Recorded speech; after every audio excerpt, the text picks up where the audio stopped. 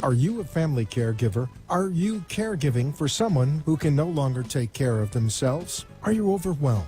This is Caregiver Solutions Info with Marcia Teal. Marcia will be hosting an hour of true stories and information, tips and updates of the latest research and necessary information in the caregiving field, focusing on you, the family caregiver. An Alzheimer's disease and dementia care expert, Marcia has 15 years of hands-on experience at Arden Courts, a leader in assisted living dementia communities here in the U.S. Marcia covers everything you need to know as a family caregiver, especially if you care for a loved one with Alzheimer's disease or other related dementia or chronic illness. If you have a friend or relative that is also a family caregiver, call them now. They won't want to miss a minute. And let them know they can watch on caregiversolutions.info.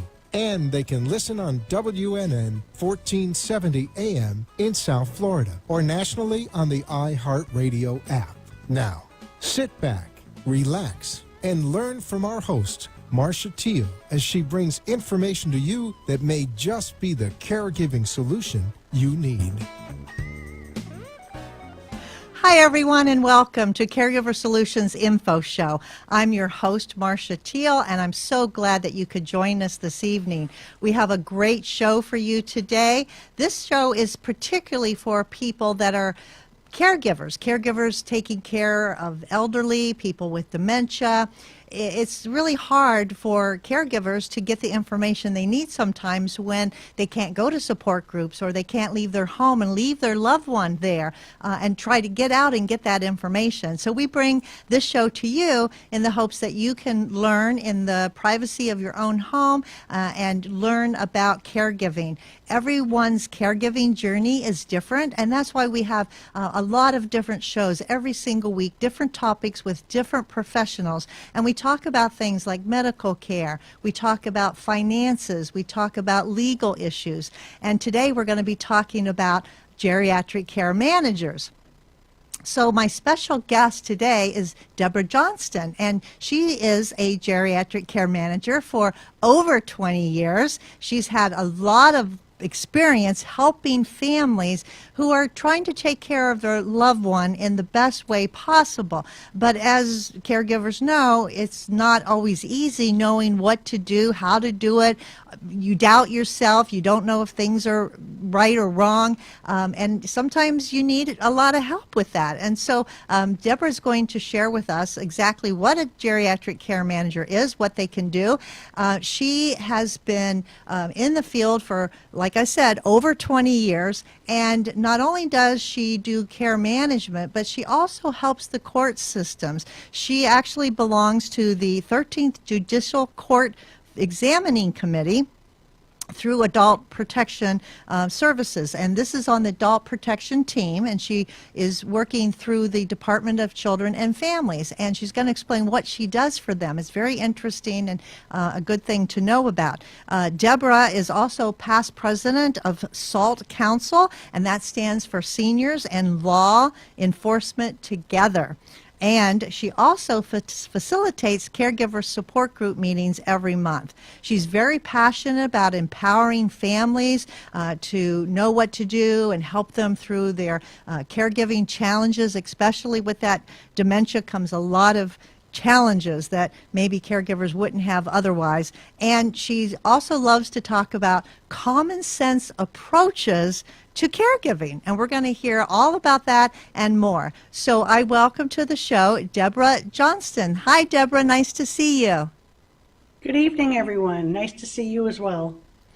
So, Deborah, you've been doing this a long time, and my first question is, why did you choose this particular field? Was it something in your past you had experience with, or something happened in your family? Why become a geriatric care manager? Well, my background is actually mental health. I was very disillusioned with that in our state, and I saw a need to guide families and navigate through the elder care system. So many families were struggling because they didn't have anybody to sort of hold their hand and get them through the journey. And I just always have been impassioned. My passion is dementia. I absolutely love working with that clientele, and I love empowering families to be able to succeed as caregivers to look out for and advocate for their loved ones. And that's great. I think we're two peas in a pod that way, because I also am very passionate about helping families and in the dementia world. That's sort of my niche also. So for people that never heard of a geriatric care manager, tell us in general what a person does that's considered a geriatric care manager. Pretty much I do everything that's not financial or medical. I don't handle people's finances, and I have no hands-on. I'm not a physician nor a nurse. Pretty much everything else comes under my title. So it could be something as simple as advocating in an emergency room, of course pre-COVID, and making sure that the staff in that emergency room understand how to deal with someone who's very confused, has dementia, a raging urinary tract infection, and how best to meet their needs and keep them safe and calm. So basically, your role then is to help the families, help the primary caregiver with a lot of the issues that come up while they're trying to help their loved one. And it might be, like you said, it might be a home setting, it might be a hospital setting, it could even be an assisted living setting. So you're there to not only to help and assist, but part of your job is also to educate, right? Correct. Educate and empower. And validate, which is my go-to word, to validate not only the person with dementia, but the caregiver. These are tough roads, and I know because I've walked in their moccasins. I've been the primary caregiver for my dad, who had dementia, and ironically enough, I couldn't case manage because I was his daughter, and I had to hire a colleague to case manage my own dad. So I've been there and had the challenges that many caregivers have. That's interesting, being in the profession for so long, and when it comes to doing your own personal caregiving, we don't see it in the same way as we can see it in other families and other people, and be a little bit more objective, because it is a very emotional journey. It's a very exhausting journey, and I'm sure that you experienced all of that while you were caregiving for your dad, and so that makes you actually even more qualified to do what you do, because you have been there, done that, like you said, walked in their shoes, and you know what they're struggling with and what they need. So I think that that you make the perfect combination to do what you do. And if somebody wasn't sure what kind of services that they needed, I would probably venture to say, if you're not sure, then you probably need something, right? In other words, if you come to a situation as a caregiver and you're not sure what to do or how to do it, and you're basically confused, it would seem to me that that would be a sign that someone would need more help. Would you agree with that? Absolutely, absolutely. And nobody should have to do it alone. There's just so many things. If you're trying to get in-home care, if you're trying to get some respite care, if you're looking to place your loved one, if you're looking to relocate your loved one from maybe another state. That's, again, one of the things as a care manager, at least my professional care management, again, pre-COVID, would be to fly and assist somebody who's very confused, has a lot of dementia going on, and maybe the daughter is a little intimidated by mom's behaviors.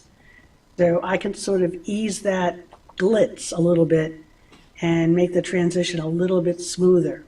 And I get to be the bad guy, and the daughter gets to be the daughter. I had a situation exactly like that last week. I was talking to a gentleman. He was up north, and his wife was in a community. She had dementia, and he was paying lots and lots of money. Florida, we're a little bit luckier here. The cost of living not quite as high, and he was paying so much money for his wife to be in a dementia memory care, and he was afraid that he was going to run out of money. He was familiar with Florida, had some relatives here, and he thought, I want to give my wife a vacation, let her come down to Florida, let her live in a Florida assisted living for dementia. So we were talking about that. But his question was, how am I going to get her there? They're both in their late 80s, and he wasn't sure that he could handle her on an airplane. And so we talked about that, and perfect scenario, just like what you said, because this is where someone who has the experience and the know-how can step in and assist the family with this difficult transition. So good to know that you do that. I'm not sure that all geriatric care managers would, but if you're looking for a care manager, and you have that situation, you want to see if that's something that they could actually help you with. I know, Deborah, you've been doing this a long time, so you have some unique services that you can provide to families, and very unique stories to tell and unique solutions to problems, because you've been doing it a long time, and that is so valuable, and I so much appreciate you being on the show to share some of that today. So we're going to take a quick break, and when we come back, we're going to talk more to Debra Johnston, geriatric care manager, and hear from her and all the things she can do. We'll be right back. Isolation and frustration are common among persons living with Alzheimer's or related dementias. It's common among those who care for them, too. It takes a lot of patience and courage. It also takes knowing when you can no longer do it alone. At Arden Courts, memory care is all we do. Talk to us. We know. We understand. We can help. Don't let guilt keep you from making the right decision. Visit arden-courts.com. Arden Courts follows equal housing opportunity guidelines. You are listening to your host, Marcia Teal, an Alzheimer's disease and dementia care expert on caregiversolutions.info. If you have a question or wish to share a story, call into the show at 888-565-1470 and talk with Marcia. Now, back to Caregiver Solutions. We're back, and my guest today is Debra Johnston. Deborah is a geriatric care manager in Florida, and she's joining us from her home office on the west coast of Florida. Great to have you here today, Deborah, talking about care management. So there's so much to talk about, and you have such a variety of professional services that you provide. I'd like to go ahead now and talk a little bit about something that is very unique to you, and that's the fact that you're on the Judicial Court Committee for helping with issues through the court. Can you tell us a little bit about that and why you do it and how it works and why you need to do that? Well, I'm only a member of the examining committee for the court. I'm one of three. There's multiple members, but when we get a case, three of us go out and see the proposed ward. The first step would be to go out and visit. Everything now is being done by Zoom or by FaceTime, which makes it a little bit more challenging because I'm more of a face-to-face person in real life. But the bottom line is the judge would send us out. There would be a physician, usually a psychiatrist, and a lay person such as myself who's got experience with dementia and other ailments. We all go out independently. We form our own opinion, our own report, and determine whether or not any of 13 rights would be removed. The right to vote, the right to get married, the right to make medical decisions, financial decisions. We come back with our report and submit it to the court, and then the judge or the hearing master makes a determination of whether or not that person has capacity. In the state of Florida, it's not called competency, it's called capacity. And, it goes way beyond just asking who the president is. It's much more involved in that. It's much more than a mini mental. A lot of it's common sense. And one example would be If you woke up and smelled smoke, what would you do, Masha? And if you tell me you would call your brother in Phoenix, well, that's not going to really help you in Florida if you smelled smoke. So that's telling me you don't have the ability to call 911. So that's just an example of some of the questions that would be asked during an exam. Well, that's really interesting. So you're finding out about this person to see if they have the capacity to take care of themselves, basically, as they get older, whether they have an illness or maybe have a cognitive decline. And by asking those, seems to me, non-threatening questions, you're really, by the answer, getting to know a lot about that person without really putting them on the spot or interrogating them. Absolutely. It's more of a friendly visit. Yeah. And how long would a visit like that typically take? Well, these days it's not taking as long, but in normal situations, it would take going into, for example, into a facility, talking with the direct care staff, obviously talking with the proposed ward, and then reviewing the charts.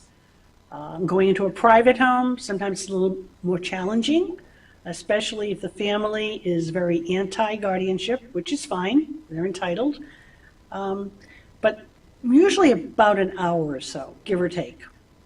Okay. So once that you send your report and everybody else sends the report to the judge and they determine this person does not have capacity, they might say, okay, now this person needs to have a guardian. And at that point, they might be assigned a guardian. And then a guardian would take over making decisions for this person. So for caregivers that you have met before and, and you've been working and helping all these years, and I've met many of them too, a lot of them don't even have regular durable power of attorney for their loved one. Mm-hmm. And so I like to introduce this subject very quickly because, to tell families, if you don't have a durable power of attorney and you don't have it executed and this happens to your loved one, they may become under the guidance of a guardian where it may not be a family member, right? Yes, and keep in mind, too, this is very, very important. Guardianship is a last resort.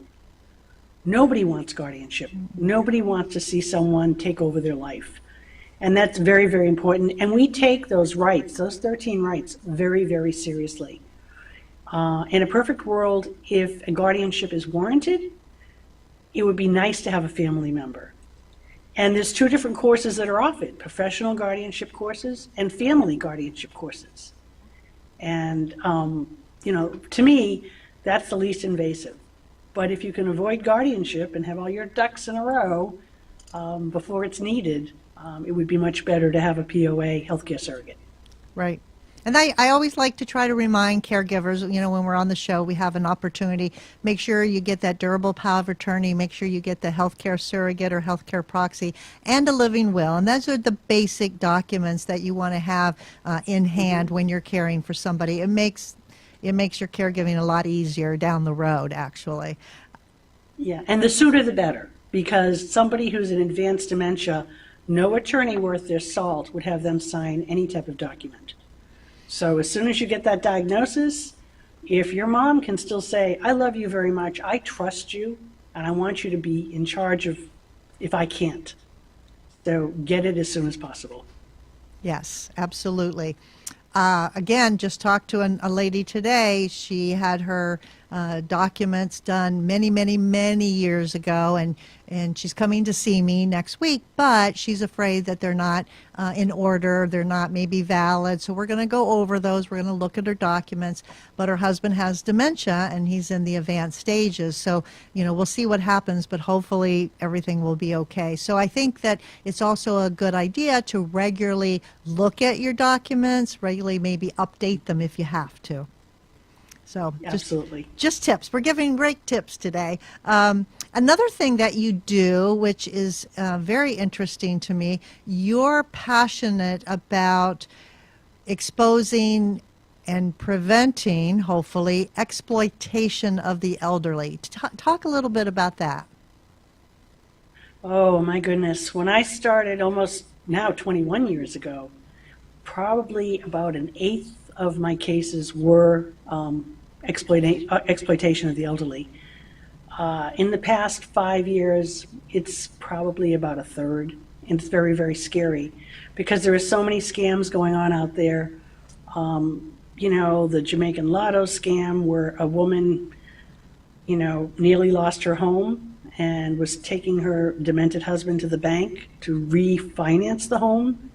I fault the bank, truly, because anybody listening to this man would know he did not have the capacity to sign any documents. And it was very hard to trace back. And unfortunately, this woman got scammed twice.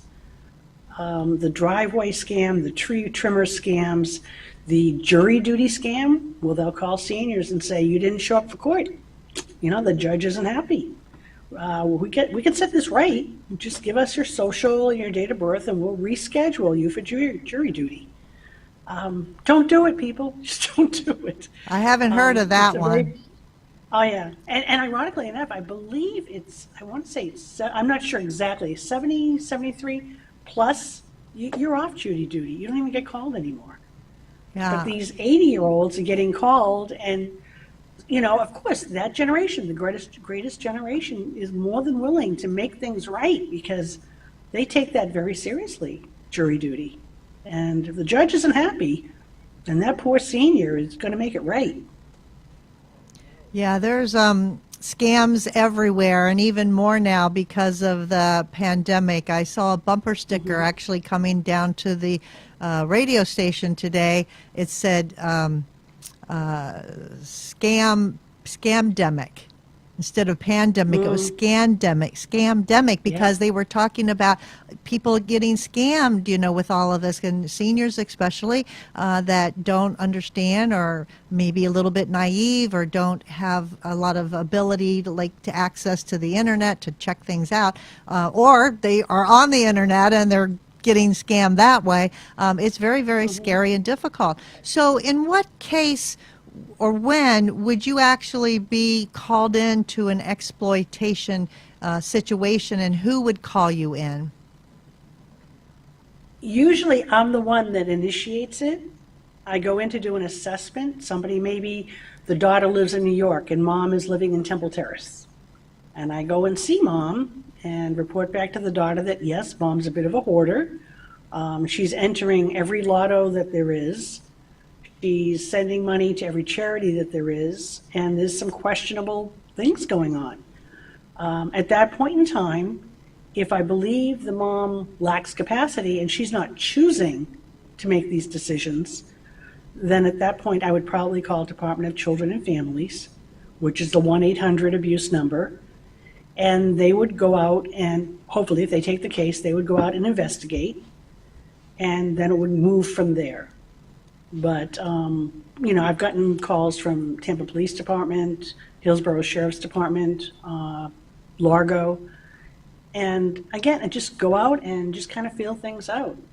So unfortunately, it's hard. Yeah, you're like the first line of defense. In other words, sometimes you go in and you see things are not quite right and there's suspected things going on that shouldn't be. So then you actually then refer to the authorities to do the investigation. But that's great because a lot of people are going to be helped quicker if a care manager as yourself sees these things already before it gets into crisis mode, because we all know that when things become a crisis, it's so much worse for everyone. Right. And, you know, I've got situations. I've got one in Town and Country right now, an elderly couple. Very, very nice people, but both have full-blown dementia and have been self-neglecting and hoarding for quite some time. The neighbors are trying very hard to protect this couple and look out for them, but unfortunately, things have escalated to the point where it's now an active case with Department of Children and Families. And case in point, the physician's been prescribing all types of opioids. Things are not good. The wife, who has advanced dementia, was found wandering the neighborhood, naked from the waist down, and just an accident waiting to happen. So we're going to have to move relatively quickly on this particular case. And like I said, it is an active case, and hopefully we'll get these people where they need to be before something gets out of control. So, Deborah, when we talk about exploitation, sometimes the first thing people think of is financial, like someone's trying to take advantage financially of somebody, get into their bank account or take them to the bank and have them make withdrawals. But it's not just financial exploitation, is it? No, it's not. And the couple I just spoke about, the gentleman still owns a vehicle. It's a very nice vehicle. And his neighbor said, gee, I would like to borrow your car just for the weekend to go see a sick relative. Well, the neighbor took his car and was gone for 4 to 6 weeks. And nobody knew where the car was. Nobody knew where the neighbor was. So things like that. People knocking on the door saying, hey, I clean pools. Give me $100 in cash and I'll be back later on this afternoon with my crew. So it's not always getting into the accounts. Sometimes it's just, and sometimes it's medication. They just want to get into the home to get whatever folks are on. To steal their medications? Yes, yes.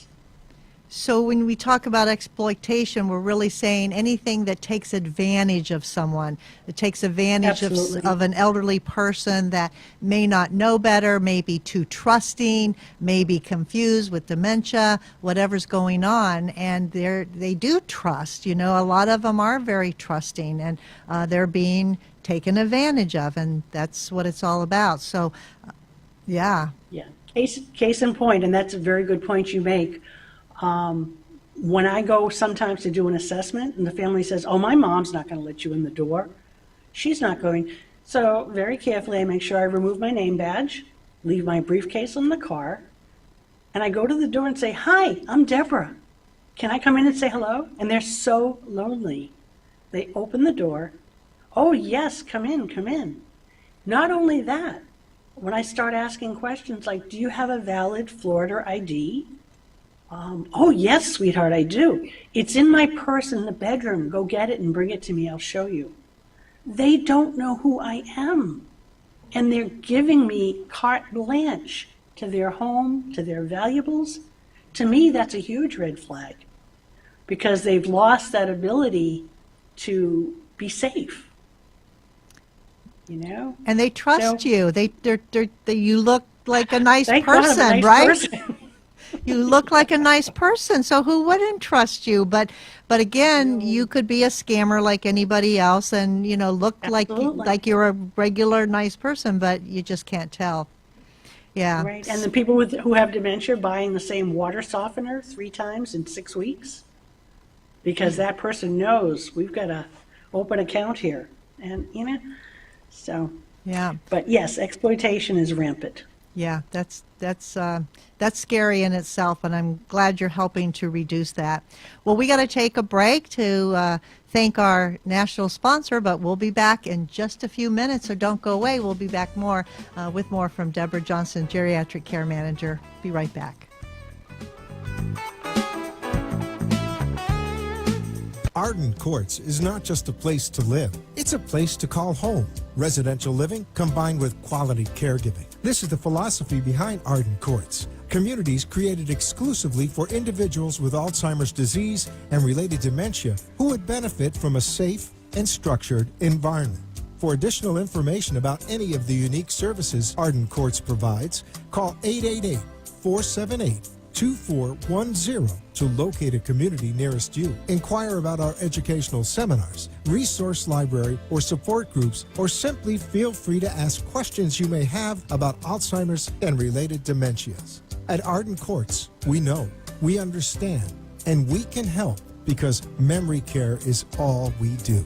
Remember, call 888-478-2410 for additional information about any of the unique services Arden Courts provides.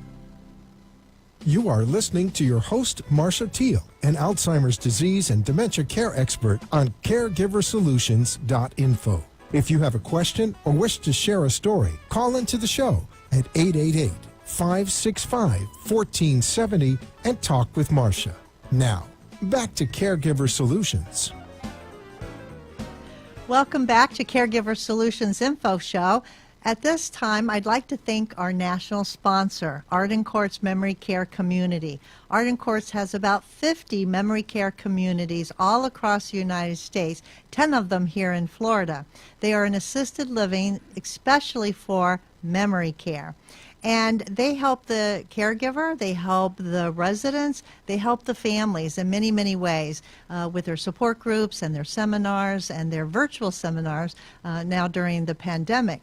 But they also want to offer you, just because you're watching this show today, a free book. This is the book. It's called The 36-Hour Day. It's a wonderful book. It's all about dementia and caregiving. It explains the differences in the types of dementia. It gives lots of tips and information for caregivers on how to handle different scenarios. This book is highly recommended, and if you do not have it, I suggest you write down this email address and send a quick note to get this book absolutely free just because you're watching the show. The email address is delray@arden-courts.com. It's right there on your screen if you're watching us live on your computer. delray@arden-courts.com. Send an email saying that you saw this offer on the Caregiver Solutions show and you would like to have the 36-Hour Day book mailed to you. Give them your name, your address, and your telephone number, and they'll be happy to get one right to your door as soon as possible. It's just a great referral source for families. It's wonderful reading. You can pick and choose what you want to read, topic by topic or from front to back. It's very interesting, and you'll be glad that you have this book. So give Arden Courts an email and get the book right to you.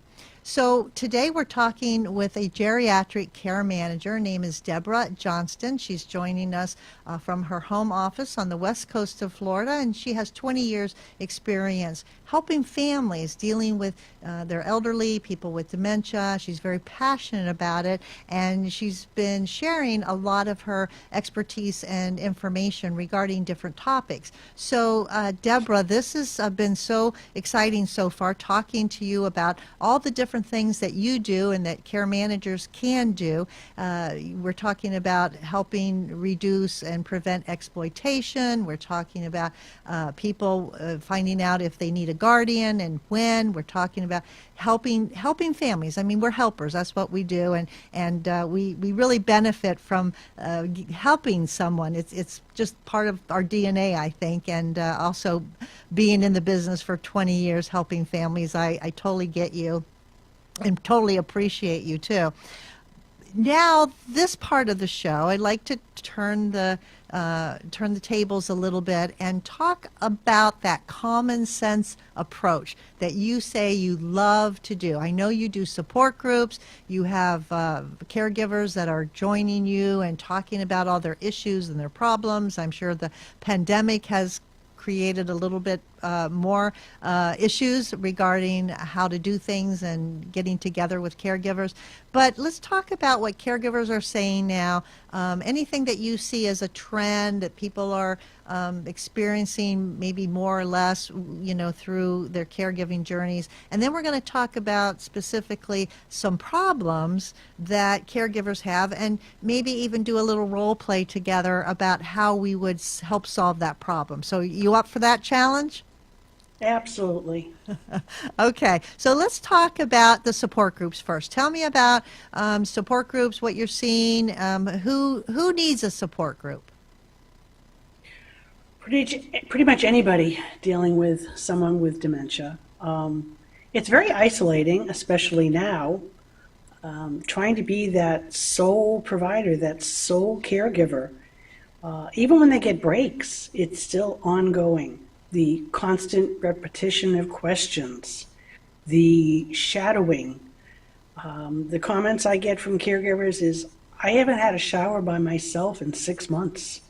I haven't gone to the bathroom alone without my mother outside the door for almost a year. My husband and I haven't had any time alone because my mother is always calling out my name just as we're trying to go to sleep. It's very difficult. Caregivers addressing the issue of, I'm hungry, you're trying to starve me. and then trying to rationalize, but saying, Mom, you just had a sandwich. So trying to rationalize with someone who's got dementia is never going to work.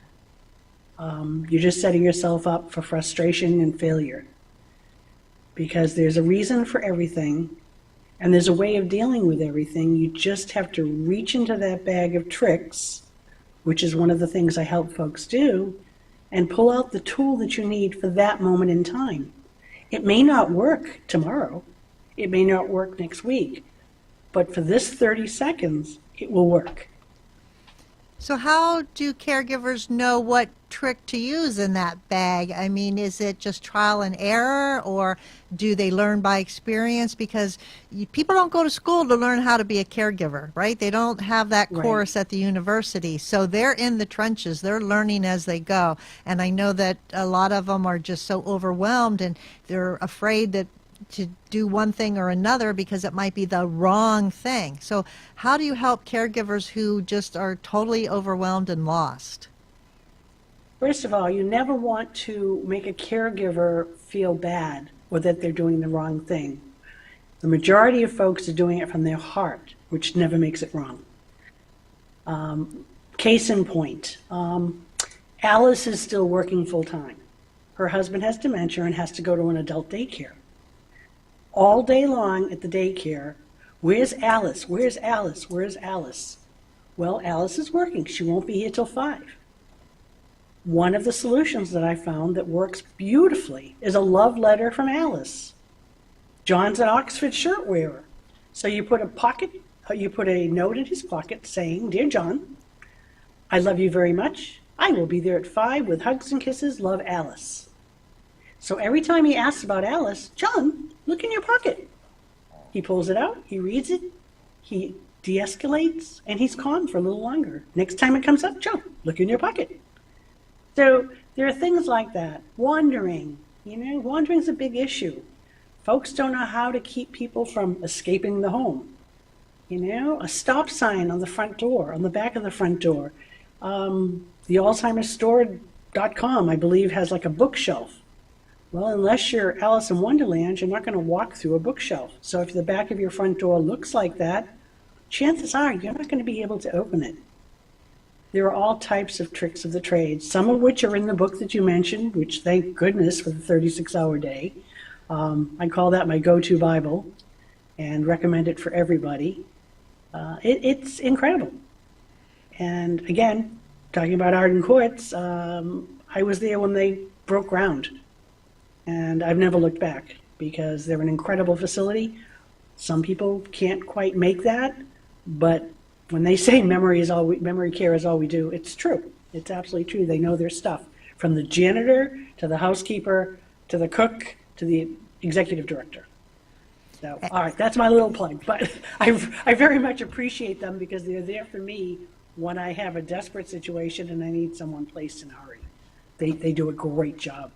And that's, of course, one of the services that you can help provide to families as a care manager is finding the right place for their loved one, because not everyone is, the perfect fit for every place. You have to know what their needs are and what can be provided to them. And it's very intense sometimes trying to figure out the best place for somebody. And so your job obviously is to know about different options for nursing homes, assisted living, helping families figure it out, because it can be daunting for families when they start their search. And so thank you for the nice things that you said about Arden Courts. We didn't pay you to do that, but no. And I will say I don't take any type of payment from any facility or any home health company, because to me that's a huge conflict of interest. So for example, when I go out and do an assessment, an in-home assessment, and it's obvious a person is going to need to be placed, I narrow it down. And people sometimes think it's a little awkward because I'll say things like, well, what's your mom's faith? I'm not being nosy, but if your mom is of the kosher Jewish faith, I wouldn't even put on the list a Hispanic community that serves pork every night. You have to take things, Are they Jehovah's Witness? Are they a devout Catholic? Is a daily mass part of something she wants? So you take all of that information and you come back and you narrow down the field. You narrow down what's going to be a good match. And I tell families, if it's not the first time or if it's a caregiver in the home, it's not a match, let me know. I can help make it change. Yeah, that's so important too, because it does have to be a good match between a community and the person moving in, a good match between a home health aide and the person at home. It has to work, and it has to work well. Right. And there are ways to make it work well, but you have the experience to handle that. Let's talk about a problem with I'm calling you up, or I'm on your support group meeting, and I said, Deborah, I can't get my mom in the shower. She doesn't want to take a shower, and, she's starting to stink. What can I do? Oh, I love that one. That is a challenge, and I would say that's probably one of the first biggest challenges that the caregivers face. Think about it this way, almost like a child with attention deficit order.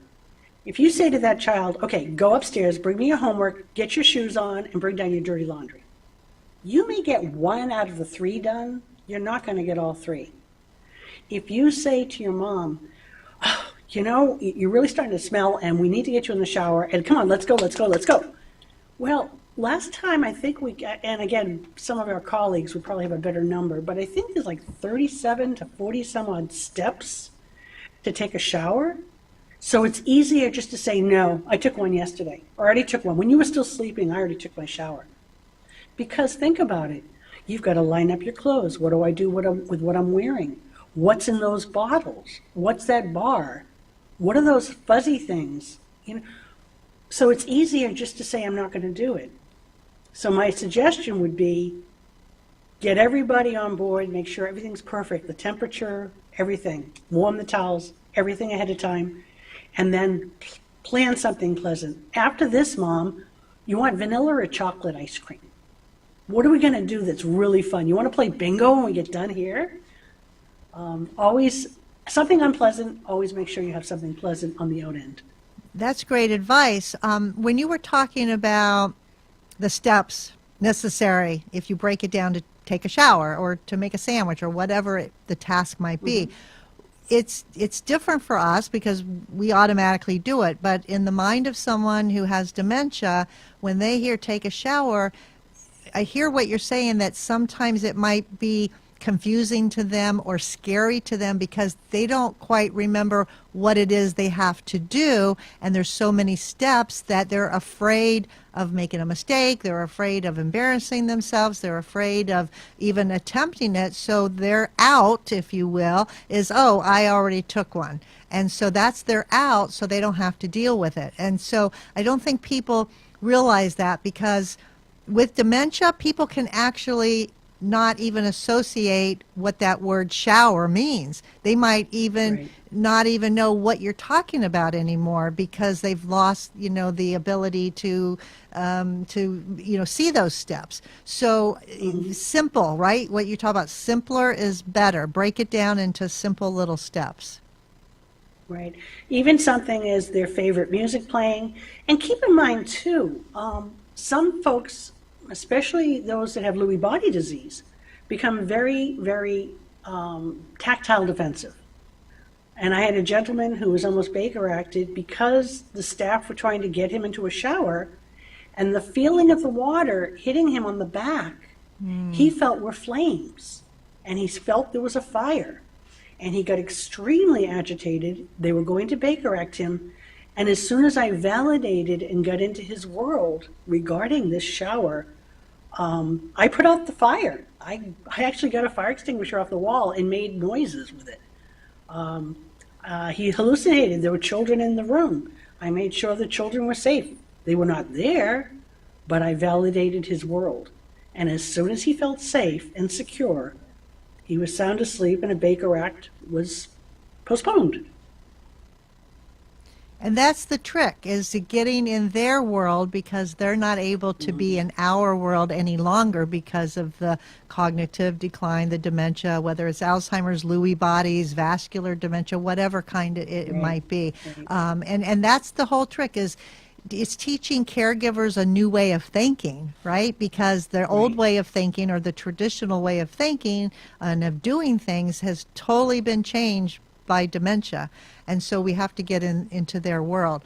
And you're talking about validating, and that's a good theory, to validate the person. So what would happen if I said to you, Deborah, my dad, he just keeps telling me he's got to go to pick up his dad, who's at the train station. He's coming in on the 6 o'clock train, and he just is adamant about it. And when I tell him, like, Dad, your dad is dead, that would, you're already old. He's old and he's dead, and you don't have to go, and because he's not coming in.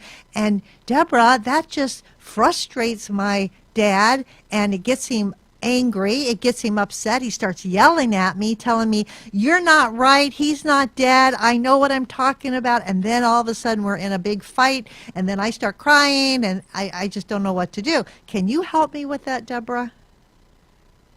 Absolutely. And that's actually a very true story. Again, we're not going to get them into our world. We have to get into theirs. And so we bring out what we call therapeutic fibbing, which I'm sure many of you are familiar with therapeutic fibbing. We're all brought up not to lie to our parents, our kids, our spouses. That's bad. Until we have this ugly beast called dementia. And that's when it's okay to tell white lies. How many times am I going to tell Mrs. Smith that her husband's dead when she's convinced he's having an affair and he should be home by now? So the therapeutic fib in your situation, Masha, would be, oh, I know, you got to get your dad. But you know what? I've got to get some gas in the car. Would it be okay if we do it a little bit later? Just let me gas up the car, and I want to get the tire pressure, because you know how important tire pressure is. Again, getting him off that wheel, getting him off that, I got to go, I got to pick up the kids, I got to pick up dad. The therapeutic thing would be, in a very monotone, very calm voice, just say, that it wouldn't be safe. I don't want to pick up your dad if the tire's not good. We want to keep him safe as well as us. So trying to get them, and again, from that point, moving into something else that's just pleasant. Are we going to watch Rawhide again tonight? Are we going to have ice cream sundaes for dessert? Whatever makes them happy. But they will fixate on that happiness. So you basically told a little fib, but you played into the story. So instead of telling him he was wrong, you played into the story. And then once you kind of got him to agree with you, you all of a sudden changed the direction. You changed the subject. You got him to go in a different way, which then made him forget, for the moment at least, that he had to go pick up his dad at the train station. So that's a great, and thank you for playing with me, because I do role playing all the time with caregivers, and I think it really does help to do this role playing, so they can see the situation, and then how would I manage that situation. So if we break it down, it's basically validate what they're saying, don't say they're wrong, and then play into the story until you can calm them down, and then change the subject or redirect them to another activity. That's basically it, right? Absolutely. You got it. Yeah, that's it. And I know you've got it. Not dementia. I just got... And the thing about it is, dementia, speaking of that, and yeah, that was a little humor in there, but it just reminds me to share with caregivers, you got to keep that sense of humor, because that's going to help get you through. So if you can make light of something, it's not that we're making fun of, it's not that we're insensitive. We want to make a little bit of a lightness about something, because if we didn't laugh about it, we'd all cry. So there can be times for appropriate humor when you're having a moment with someone with dementia. And sometimes it really changes the whole atmosphere. It changes the direction of their whole being, their personality, or whatever they're doing. If you can get them to laugh with you, it's a wonderful thing. So just wanted to put that out there also for caregivers, because using humor is a great tool in that little bag of tricks that you have, right? Right. Do you have another problem that we can solve in the next couple minutes that you want to talk about, a scenario? There's so many of them of how we can fix a problem in a couple minutes here and help somebody. I think sometimes when things start escalating, and again, this is sort of a carryover from my mental health days, but I found it also works with my dementia clients and their families. If they get on that, I'll call it a hamster wheel, and they're repeating, or they're escalating, and things are just getting out of control. Sometimes as the caregiver or the care manager, if you do something totally unexpected, for example, if Dad was getting so agitated and you're wrong and I'm going to pick up my father and what have you, and if possibly the validation didn't work, then something totally off the cuff. Start singing a Christmas carol, start telling silly jokes like elementary school jokes, what do you call a what have you. It gets them off that track. So doing the unexpected, I've had people coming for me who would like to rearrange my face because I didn't tell them exactly what they wanted to hear. And I just started singing Jingle Bells. And they kind of stop them. Do one of these, like, okay, where's she coming from? So again, these are just so many things that empower your caregivers. You've got combative behaviors sometimes. Just holding up, and I'm going to demonstrate, just doing one of these. You're holding something. If somebody's you're holding something in front of your face. A magazine, a newspaper, right? Because I'm no longer a threat. If someone's agitated and upset with me because they think I've stolen their jewelry or what have you, the first thing would be to validate that. I am sorry your jewelry's missing. Let me help you look for it. Not that I would never, Mom, you're my mother. I would never steal from you. But I'm sorry that somebody took your jewelry. Let's go look for it together. But again, if things start escalating and someone's going to get in your face and you may end up calling 911, many times, and I've seen husbands and wives sort of chasing each other around the couch, and the wife's terrified. Just because no longer am I a threat. You can't look at my face, you can't see my fear. So for people that aren't watching us live stream on the show, that are listening to us on the iHeartRadio app or local Southeast Florida radio, just wanted to explain that you took a notebook and you just held it in front of your face and you hid your face. So by doing that, you're taking away your threat to them because they can't see you anymore, and that really works. Sometimes. Again, everything works sometimes. Sometimes things don't work at all. And so that's the key, right? That's the total key, is just keep trying, keep doing different things until you find something that works, at least for now. Mm-hmm. This has been such a great time with you, Deborah, and sharing all this information for caregivers. If someone is listening to the program and they say, gee, I think I need a care manager, they may want to call you and connect with you, or if you're not in their area, they may need to find a geriatric care manager in another state. So can you quickly tell us how to contact you if they want to call? The best way to reach me would be my cell phone, which is area code 813-927-0812. Again, Deborah Johnston with a T. And if they're looking for care managers in other states, the best thing I can recommend, because I don't know a lot of, I know New England pretty well, but just to Google geriatric care managers. That's a great idea. Just you'll find one. And then that- look at the reviews, see how people like them. Okay. Well, thank you so much for being here today. We really appreciate you, and I hope Thank maybe you. one day you'll come back and share with us again. All right. And Thank thank you you so all much, for Marsha. watching. Thanks for being an audience member, listening or watching our show this week. It's been great having someone like Deborah share all of her knowledge. So stay tuned. We'll have another show for you every Tuesday, 6 to 7 p.m. Eastern Time. And in the meantime, give someone a hug. And if you can't do it in person, it's a virtual hug these days. And take care of yourself, and we'll see you next week. Bye-bye.